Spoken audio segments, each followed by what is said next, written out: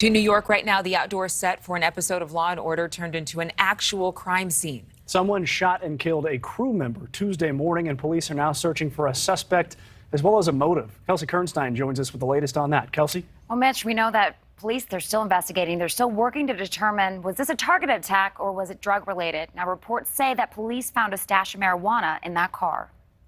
In the morning, I wake up and I saw the police officers and everything.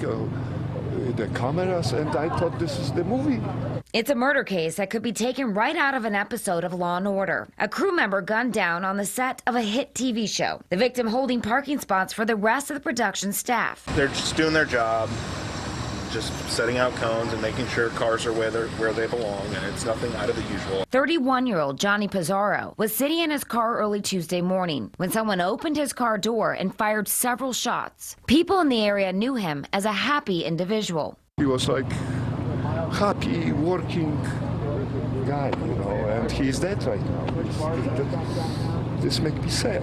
Pizarro was hired as a contractor. His death is shaking the crew and NBC. A network statement reading in part, "We were terribly saddened and shocked to hear that one of our crew members was a victim of a crime and has died as a result. We are working with local law enforcement as they continue to investigate. Our hearts go out to his family and friends." And law enforcement has confirmed that Pizarro is a father of 6, and they're still investigating what exactly the motive could be. Could it be a dispute over those parking spaces that he was holding? Or, to be shot execution style like that, you would think it's somebody who knew him, like a crime of rage. In the head and the neck. At close range. Very close range. There's no good reason. There's no good reason for this crime. I'm not saying that, but if it's over parking, it just makes it so much worse. There was a nearby witness that heard this, and he was awoken by those gunshots. So he said that somebody ran.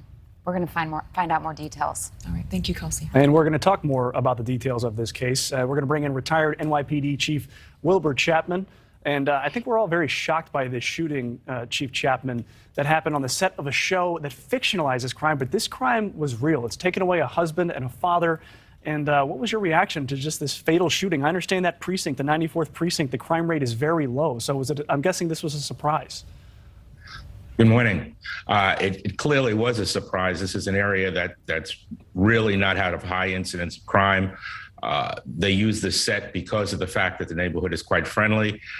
There's a park nearby that's used in many of the scenes many of the scenes for the episodes of the show. And the 94th precinct, as you said, is one that does not experience a high incidence of crime. So it's an unusual case in that area. However, it is indicative of the 37% increase in violent crime that's occurring in New York City right now.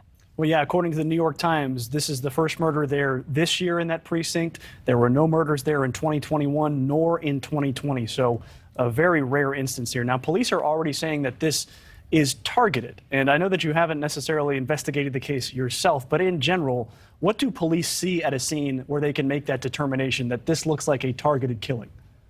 Well, the investigation is fluid, and what usually occurs, what started yesterday as believing there were two possibilities. One was that someone was extremely disgruntled over the parking situation and acted overly aggressively in that case, or it was a personal issue with someone with a vendetta against the individual.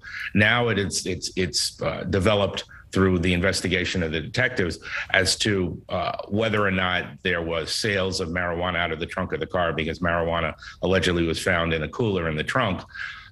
So it may change again.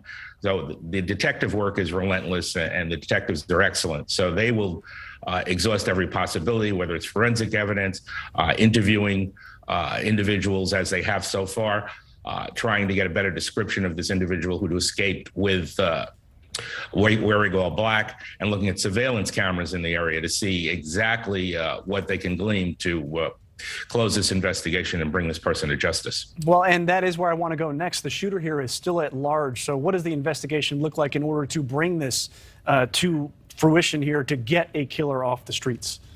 Well, the detectives will exhaust all possibilities in trying to locate this individual, whether he's seen on a surveillance tape or whether there was some communication, if this was a targeted attack, between the deceased and the shooter. All of that will be part of the ongoing investigation. All right, that is he is a retired NYPD Chief, Wilbur Chapman. Chief Chapman, thank you for your time. Thank you. Oh, my goodness. I hope they get to the bottom of that soon for those 6 kids. It's not bad enough that a father of 6 is killed, but the fact that the shooter is still out there just makes you wonder what's next. Yeah. Thank you for watching. Go to newsnationnow.com to find NewsNation on your television provider. And don't forget to click the red subscribe button below to get more of NewsNation's fact-driven, unbiased coverage.